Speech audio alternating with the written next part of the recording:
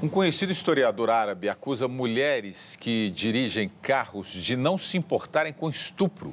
A Arábia Saudita é o único país do mundo que proíbe mulheres ao volante. A declaração foi feita por Saleh Al-Sadoun em um programa de TV apresentado por uma mulher.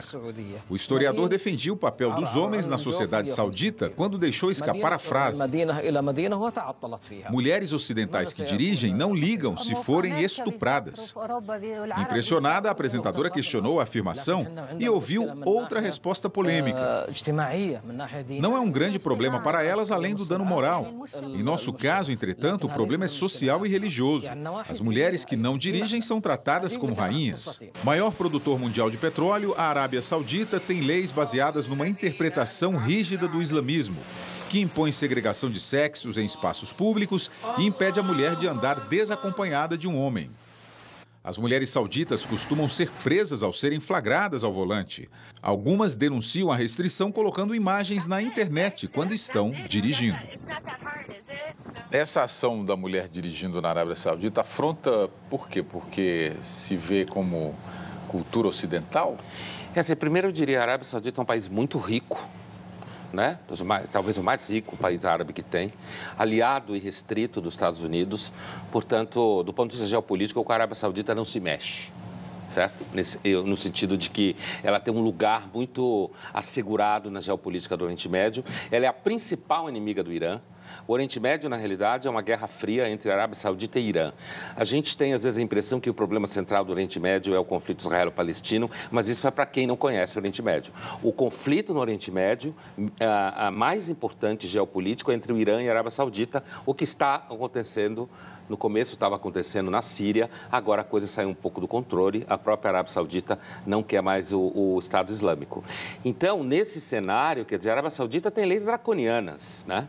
E o caso das mulheres, mas tem lei também contra estrangeiros ficar separado, não poder adquirir A, B ou C. Não é só a Arábia Saudita, no Kuwait também tem leis com relação ao estrangeiro a poder comprar casa, apartamento, qualquer coisa que seja. Então, são sociedades que têm uma outra operação.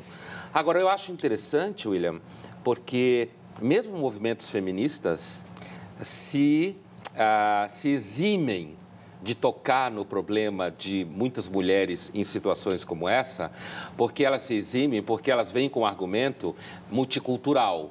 Então, naquele país, a cultura deles é desse jeito, então você não pode apontar a dificuldade das mulheres em um país como esse.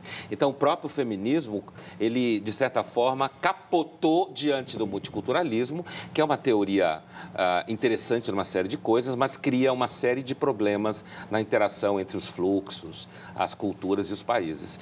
Mas a Arábia Saudita é um país muito poderoso, né? Não é um país que você pode sair por aí dizendo o que tem que fazer. Muito difícil fazer essa avaliação do Ocidente, né? É difícil.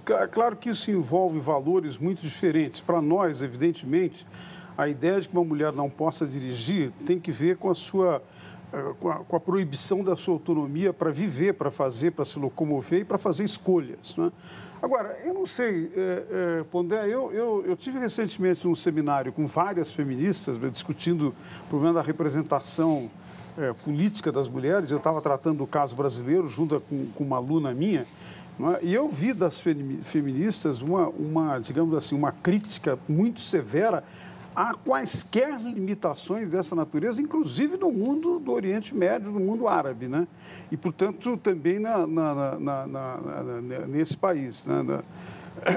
Na Arábia Saudita. Né? Deve ter sido no congresso que você foi, porque, por exemplo, em 2010, em Denver, que houve um congresso grande sobre problema feminino, do feminismo, e também na Inglaterra, tem bastante informação de como grupos feministas, na hora que batem de frente com problemas multiculturais, entendem que você está avançando o limite cultural e, portanto, você não pode simplesmente querer que lá naqueles países a gente projete, né? A gente, inclusive, aqui no jornal já teve essa discussão e já ouvimos coisas como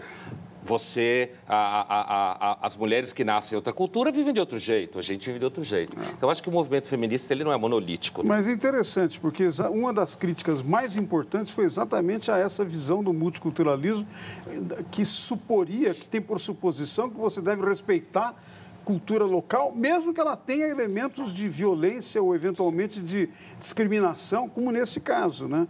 Eu achei interessante essa discussão. Foi uma discussão que tinha gente do mundo inteiro, inclusive tinha gente do Oriente Médio, da África, da Ásia, dos Estados Unidos, da Europa. Eu achei uma discussão pertinente.